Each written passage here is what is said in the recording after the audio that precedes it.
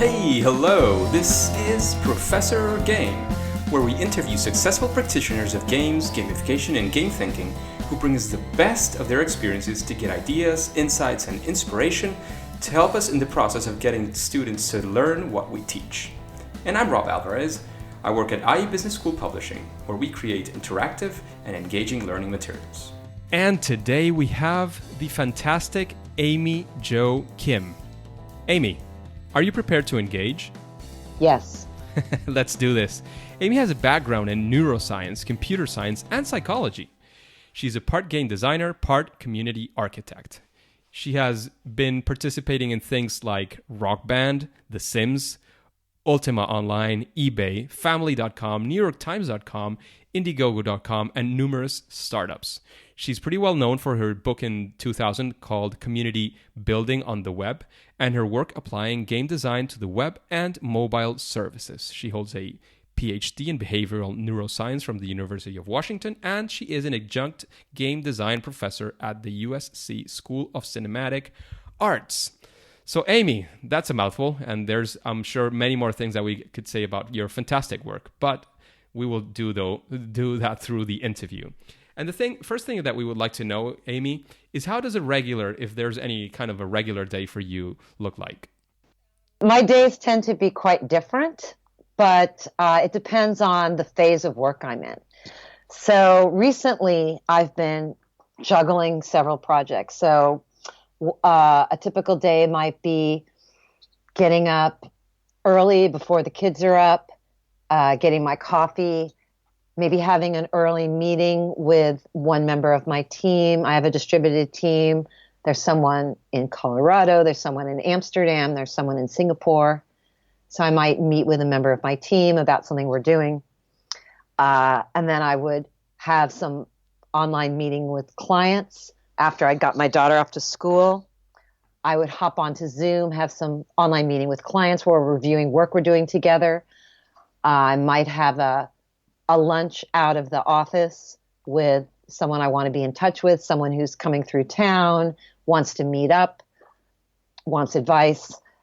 In the afternoon, more online meetings. Occasionally, I might go to see a client or go somewhere, but a lot of my day is spent working with people all over the world, my team and my clients, but from my home office. We probably walk the dog in between that, have dinner with my family, and maybe go to a school event that evening or watch a movie together, do something together with my family in the evening. And then very occasionally I might be up later, again, meeting with someone in a different time zone. But I'm usually in bed pretty early and then up early.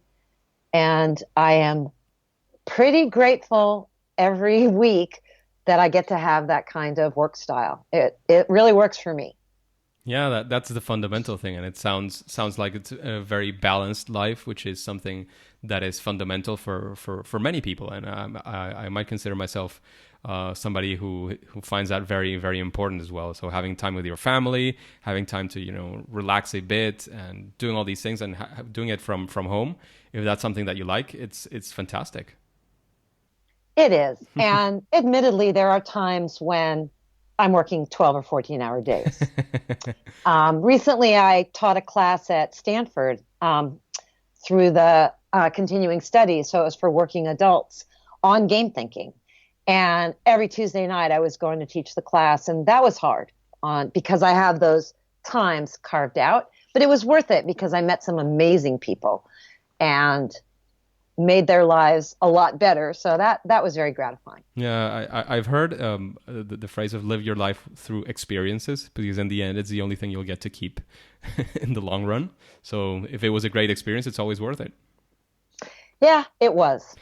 I'm just not going to be doing it again anytime soon. That makes sense. Amy, we would like to start with a question that we always start with, and it's the first question about your experience. And it's what we'd like to call a favorite failure when creating, a game or creating some engaging product that actually, maybe set you up for future learning or for future success, or maybe just a low point that you had a lot of learning from. What would that look like? Tell us the whole story. And you don't have to name any names, and not to make anybody feel guilty about it. So. Yeah. So there was a failure that the company ended up pivoting from. The company didn't go out of business, but it was a failure of understanding and process that absolutely educated me and also educated that client. And it was a brilliant startup I was working with, really smart young founder, had success at Facebook and Google, and had raised quite a bit of initial seed money. And we were working together toward their MVP, minimum viable product, first playable, first ship. You can call it different things. And by the way, an MVP is a liquid, not a solid. It's not just one thing. So we're working together to shape their first thing that they're going to have people use. And this particular founder had come really out of product marketing. That had been where he had gotten accolades. And whenever we were going to show any graphics at all, any UX test, any concept test at all to potential customers, he wanted the graphics to be beautiful and polished and really look shippable. And he was very attached to beautiful, polished graphics. And when you're working hard to find the right first MVP, which is really the nugget of value that you can build and test quickly within your overall vision, when you're working hard to find that, polished graphics will get in your way if you're iterating quickly, because they're much harder to iterate. The team gets much more attached to them when they polish them, etc. I've written about this extensively. And when I went into this project, the CEO I was working with told me, I trust you. I'm going to follow your process. You're the boss. We really need to get this done quickly. All my friends tell me you know how to do that, etc. But then when push came to shove, he just couldn't bear for the graphics I'm talking about early play tests of 10 or 12 different people. He couldn't bear for those to not have polished graphics. And it dramatically slowed us down. And so as we were trying to iterate our way through this, he got very frustrated and really wanted to just ship something into the App Store that was basically the onboarding of the experience without the core loop, the 21-day experience that pulls you back, which I call a learning loop. And he just really wanted to ship something. He had told his board he was going to ship something by a certain date, and he just really wanted to do it. So what happened was, as we were working our way through trying to test the core learning loop and get that ready, he hired someone else, another designer, and just took like the first steps of onboarding, like signing up for the thing, and made a really beautiful version of it with really, really pretty graphics and pretty imagery and all that. That was just the onboarding. And said, I really want to ship this. And I said to him, everything I've learned has told me that if you do that, you will be shipping a leaky bucket. And he said, well, I think it's really good. I think we'll learn a lot. There's stats and, all these gurus are saying I should just ship and learn. And I don't really understand why you're keeping me from doing that. So we had a disagreement. And I said, let's see what's let's see what's going to happen. Maybe I'm wrong. Turns out I wasn't wrong. So for me, it was really painful because there was this sort of domino effect of beliefs about how you build a product effectively that I had a difference with my client. And I consider it a real failure on my part that I wasn't able to find the language and find the metaphor and find the way to convince him that if we used very simple graphics for our quick iteration stage of what we were doing, we would get much further faster and we would be able to ship something that wasn't a leaky bucket. And since that time, which was, quite a few years ago at this point, since that time, I have gotten much, much better at coming to that crossroads with a client and not just throwing up my hands and saying, but thinking, okay, what's their world? What's their metaphor? What's the thing that I can invoke that's really going to help them. Like, what breadcrumbs can I put down to lead them toward the moment, toward the realization that I need them to have? Sometimes you just have to make a mistake.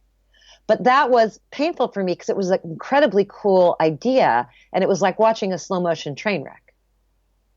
And it also was, something that, the idea that what you should do is always put polished looking graphics in front of potential customers.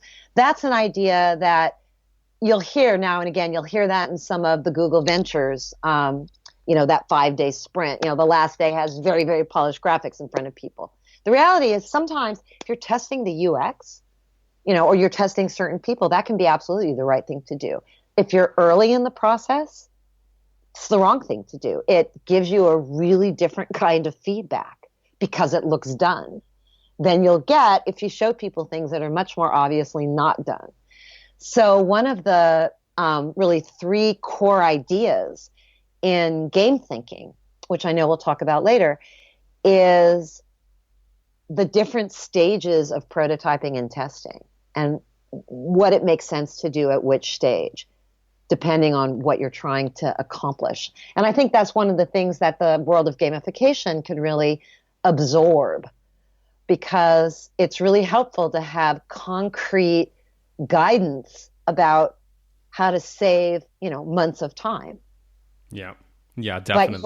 But here's the thing. You also have to have stakeholder buy-in, which brings me back to you need to be able to convince and sell the stakeholders who are supporting this and funding this that, in fact, this is the right way to do things. And that was where I failed with the startup. And we've mended fences. We're on good terms. But I really consider it my failure of communication that I let that happen. It's funny that we're precisely talking about this because yesterday I was giving within my department I was giving a workshop, and one of the things that I'm fighting, not fighting, I'm struggling to get through is the idea of iteration and getting something that, as just exactly as you said, is not beautiful, polished, and final graphics ready to be shipped. And that's not an iteration. That's a final product, and then you have to change, and it's going to be a lot more painful. And in a sense, we've done amazing things, but there's been times when it's been tough, and we've had to get back and almost lose all that work, all that time that was spent doing something so polished, and say, well, we have to get back to the drawing board and do something different because this is not what we were looking for, and that's something that happens, and that's why having that scientific mind that you always mention and experimenting and iterating, I think is absolutely central and fundamental when creating almost any product that you wanna show to other people. Well, if you listen to my podcast, my Getting to Alpha podcast, you'll see that when I interview game designers, they talk about this a lot.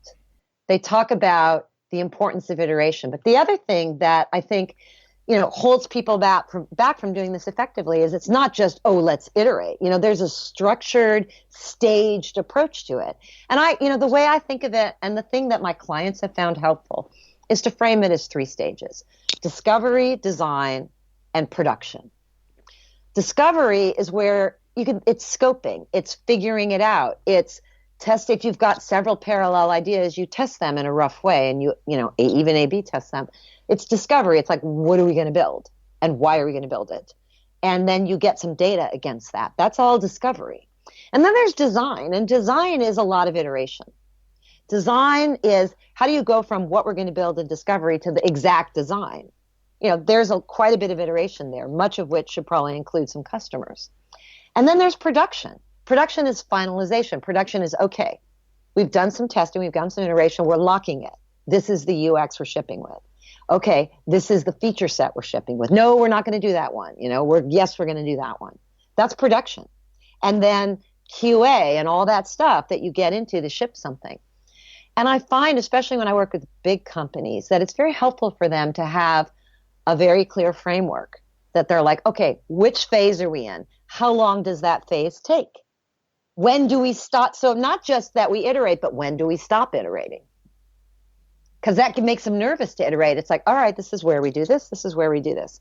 And discovery is a lot more like a funnel. Design has iteration, it's like an iteration loop. And production is a death march. It's like, boom, you got a date. You're shipping. So they're quite different. And you see this in all the creative areas. You see the same three things in movies. You see the same three things at Pixar, you know. They call it pre-production. They call discovery pre-production. But it's really the same concept. And what I find is the more sophisticated someone is, the more important they consider pre-production or discovery, because they've learned the hard way, like me. Yeah, absolutely.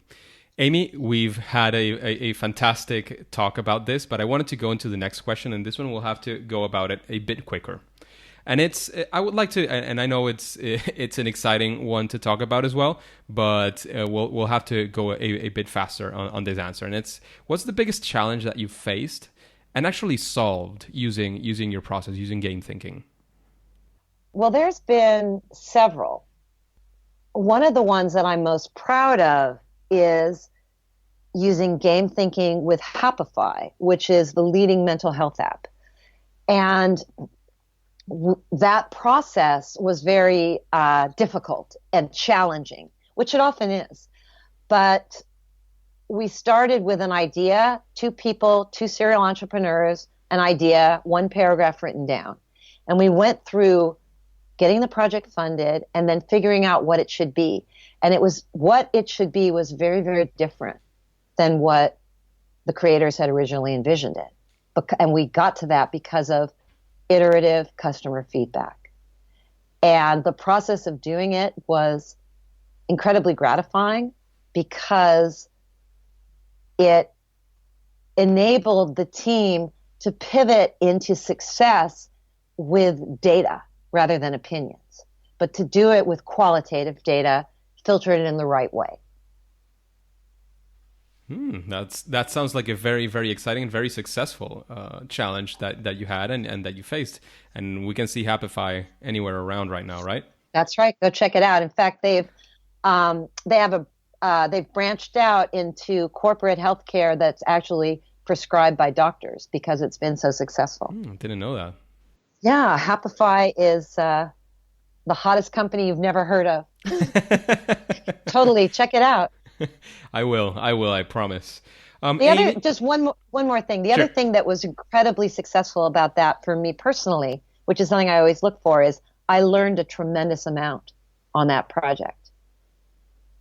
Yeah, because I feel that the projects that you face, your area of expertise is on that design phase and on all those stages that you go through.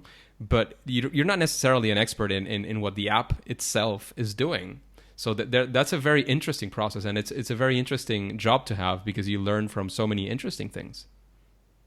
Exactly. I learned a ton about the science of happiness because I had to help build the app, and I'm leveraging all of it now. It's amazing.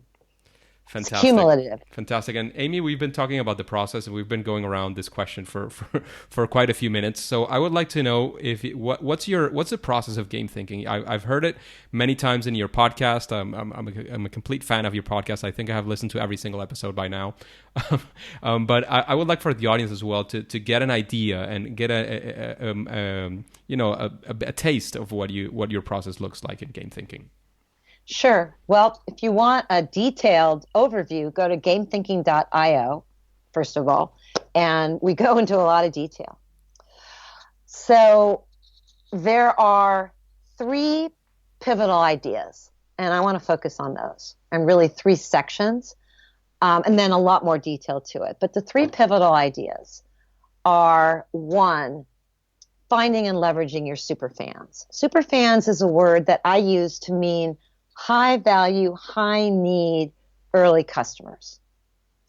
And what I've learned about innovation, both in games and products and schools, is that you can identify your target audience, and that's powerful.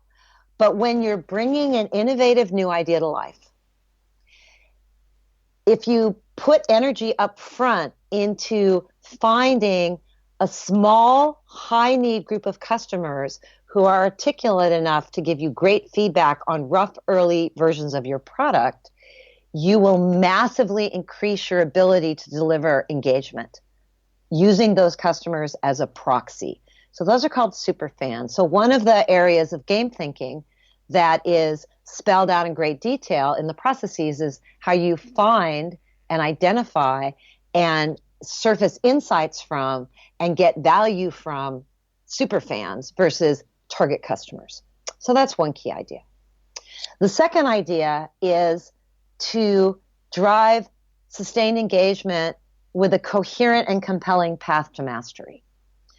And what that means is, as a learning professional, you know this, you live this, which is what people are inherently built to want to get better at something they care about. It's one of the fundamentals of self-actualization, and many psychological theories, and it's what education is built on. Absolutely. So, yes, so that is also a core of what games are built on.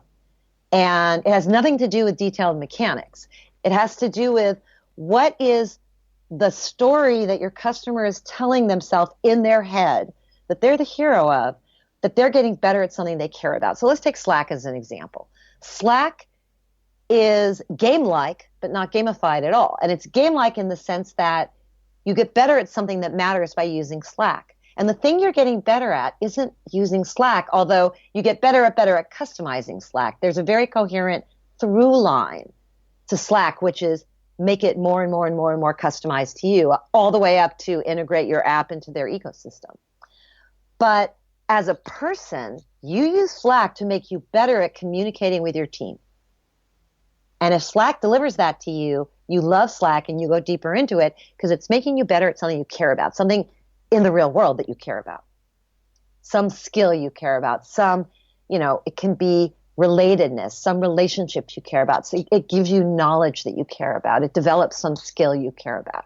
And if you have that as the core of your experience that you're delivering, good design means creating a coherent and compelling mastery path that helps your customer get better at the thing they care about, the thing they came there to get better at.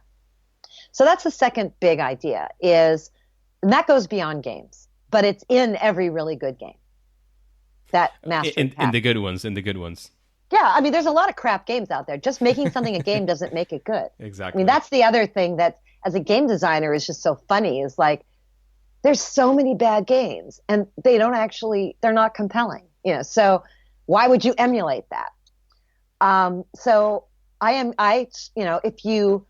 had a lot of failure in my work life, and I've also had success. I've worked on 6 or 7 massive, innovative, worldwide hits that created their own genres, and then 40, 50, 60 that weren't, right? So I got to see what was different about those hits. And that's a lot of what's in game thinking. Every one of them highly leveraged a very narrow slice of superfans who were not their target audience. Every one of them thought about and really thought through a coherent path to mastery, but then, punchline, also created a simple, stripped down learning loop as step 1. And how did they do that? Through iterative playtesting. And this is what game designers call finding the fun. So the third big leg of this 3-legged stool is the right kind of iterative playtesting. Teaching thinking like a scientist, but doing it in the form that a designer or, a builder does. And it's the same form that architects use, that movie makers use. It's not made up. It's a very solid form. But you use that form and you treat it scientifically, meaning there's, many ideas at first. You're not too attached to any one idea. And if you find out that idea is wrong, you tweak. But you have an overall vision of where you're headed. So it's very much like tacking. Like you have a destination, but you're tacking. And if the winds really change, you might change your destination. That makes a lot of sense. I actually last year when you had your game thinking live, I will link this in the show notes. I wrote a quick blog post about some of the things that I learned from your process that I think are very, very and directly applicable to anybody in the education or in the learning space. And Amy, I have heard, and I'm following your book launch very closely. I've heard it's going to be somewhere around May. It's something I'm very, very excited about, I have to say it, because Again, I've been following your work. As I mentioned before, I love your podcast. I have listened probably to every episode that has come up until now. I was following your Game Thinking Live as much as I could because time constraints are also a thing. And I know that there's many things. I said some very briefly in my blog post, but there's many more things that are applicable to something that I'm very passionate about, and it's engagement in education, which I think there is a big crisis in engagement in education, and it's something that solving that crisis solves many other problems that are coming up in our educational system, whether it's high schools, preschools, middle schools, university, master's degrees, etc. So, Amy, I would like to know if you have a final date, if you have a final estimate when your book is coming up, and I would like you to invite, of course, your audience to check it out, see what else they can find out about your book and about the launch whenever they listen to this. Awesome. Right now, May 31st is the date it should be available on Amazon, both here and internationally. It'll be available both in paperback and Kindle. And so you can read it, get a physical book or get a digital version. And so May 31st, if you go to gamethinking.io, there should be a big announcement that'll show you how to find out more about the book. It's going to be available for pre-order soon, but right now we actually have a early bird list where you can read excerpts from the book, including the intro in chapter 1. Right away, instantly. So if you can find out about all of that on gamethinking.io. Fantastic. And I will link this as well in the show notes so that the engagers, the audience of this podcast can find out more. And we will leave it as a call to action, definitely, from this podcast. And now, Amy, I want to move to this, what we call the second part of our interviews, and these are short form, quick fire, rapid fire questions that we're going to make. And the first one is if there would be like one thing that you could say that any game thinking project would benefit from doing, if there's any best practice that you would say, well, if you do this will increase your chances of success, what would that be? Start by doing a strategy canvas to get really clear on your assumptions up front. Start by crystallizing and prioritizing your most basic and fundamental assumptions. Fantastic, because once you see those are assumptions and are not necessarily facts, you will be able to test them out. Isn't that right? Exactly. Amy, what's your favorite game? Right now, Just Dance, because I can do it with my daughter, and it's really fun, and it gets me exercise, and it's just incredibly well done. Fantastic. Just Dance. Amy, is there anybody you were recommended very recently by David Mullich? David Mullich, sorry, is his last name. Is there anybody that you would like to listen to in an interview like this one in Professor Game? Dan Cook. Dan Cook, yes. I don't know if you know Dan Cook. I don't know him, but I've followed a bit his work, and it seems like a very, very, very good guest could be for and also guest. Ralph Koster. Yes, I just bought his book and I want to read it. I've heard so many recommendations, and I definitely want to read it. Ralph's book, A Theory of Fun, is so fundamental, and Ralph and I are very like-minded. We're longtime colleagues. He's gone off in amazing directions I haven't, and vice versa, but we're longtime colleagues, and his book was very influential on me. Dan Cook writes the Lost Garden blog, and Ralph and I have been trying to get Dan to write a book, but Dan also runs an indie game studio, and he is one of the most thoughtful and just cogent and interesting thinkers about multiplayer gaming, co-op gaming, how community works in gaming. He's taught me so much, and both of them are really mentors to me, as well as colleagues. So those are two people that I've learned a ton from. That makes a lot of sense. And we've spoken about a few books by now, but aside from, of course, your book, which is coming up on May 31st, which book would you recommend to the engagers? One thing that comes to mind, it's a little further out there, but I found it incredibly interesting and thought-provoking, is Kevin Kelly's latest book. which I'm blanking on the term, but I think it's called The Inevitable. But it had 12 trends that he sees as inevitable.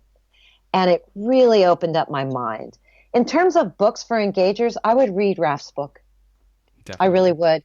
And then Kathy Sierra is also someone, I don't know if she's still doing interviews. She's also been very influential on me, a totally like-minded leader. I really learned a lot from her. And she talks about, she has a quote called, upgrade your user, not your product. She worked a lot with enterprise product people. And she's got books called the Head First series that are wonderful, but they're not so much, they're just useful if you're a programmer. I would, in terms of engagement, I think that like books like Raf's they transcend gaming and they really capture the essence of what makes a game engaging. And Raf's quote is, fun is learning, basically. Fun is guided learning. Yeah. I forget the exact quote again. And learning is definitely fun. And that's what we have to make sure we don't strip away from learning, because it's what happens sometimes in many places. And that's right. Something that's fundamental. Exactly. It's been a topic that's been coming up in the last episodes, and it's definitely true. We have to make sure we don't strip it away, because one of the most fun things that very small kids do is they have fun understanding the world and learning new things. And that's something we want to make sure we don't take away from future generations.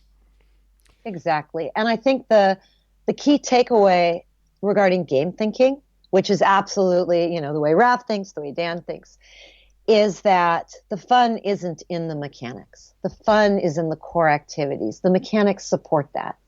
So as a learning professional, that's something that if you understand and you design from the core activities and from the mastery path on up, rather than sprinkling mechanics onto whatever is already there, that's how you deliver on the fun. Absolutely. The fun is in getting better at something you care about. Yeah, and that self-driven I care about is fundamental. It's not trivial to understand that side, that it has to be something that you actually care about.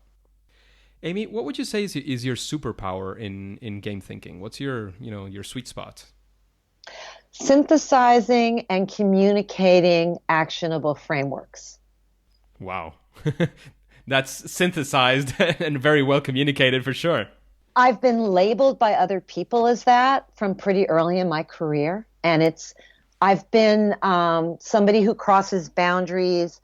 And, when I was in college and grad school, I was very interdisciplinary. My practice right now is 70% overseas. I have a very boundary crossing persona and just, gift, I guess.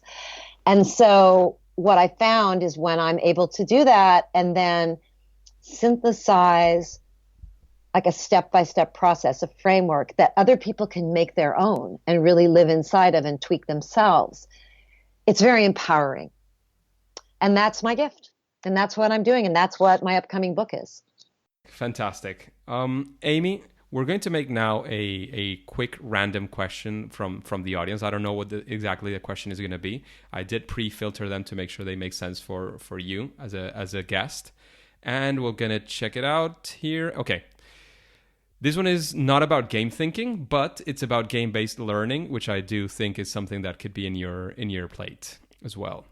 And the question is, what is the best way to get skeptics to understand that there is power in using games for learning? Games, game thinking, etc. Right. That's such a great question.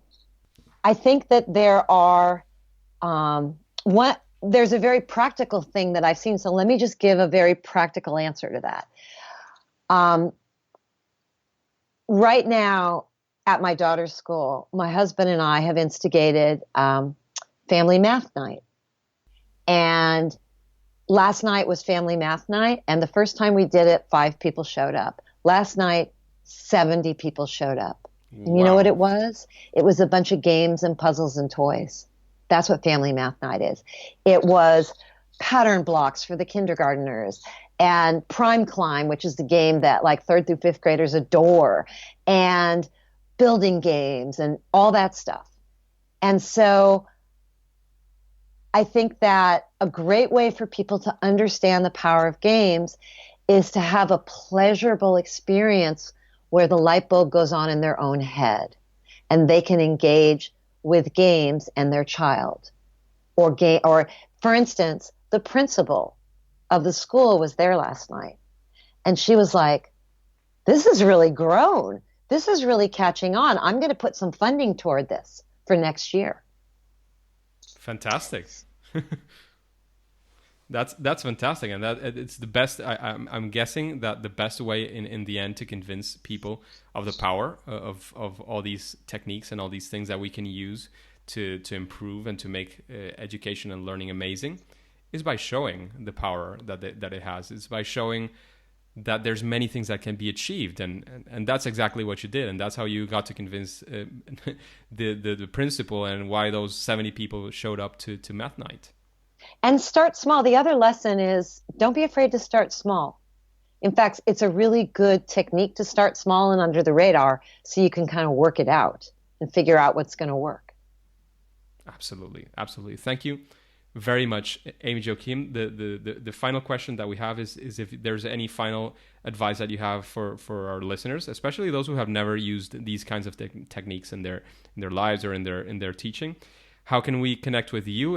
Of course, remember the dates for the book, etc. Where's the webpage? If we can connect with you on social media, and then we'll say it's game over. Great. So Amy Jo Kim, my full name, on Twitter is a great way to connect with me. That's where I share things regularly. You can find out about the book. You'll find out about webinars that I run, free educational webinars, all kinds of good stuff. So Amy Jo Kim on Twitter.